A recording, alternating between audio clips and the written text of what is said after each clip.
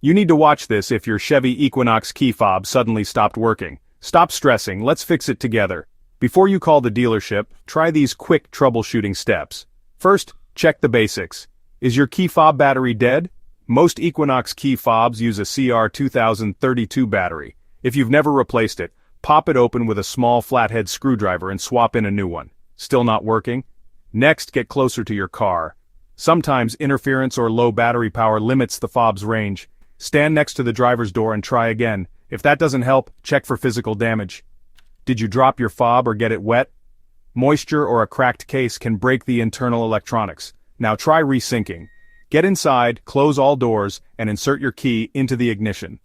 Turn it to on without starting the engine, then press and hold the lock and unlock buttons together for about 15 seconds. This can repair the fob with your car. If nothing works, your fob might need professional reprogramming, or there could be a deeper issue with your car's receiver. But for most people, a quick battery swap or resync does the trick. Save yourself time and money. Try these steps before calling for help. Thanks for watching, and good luck getting back on the road.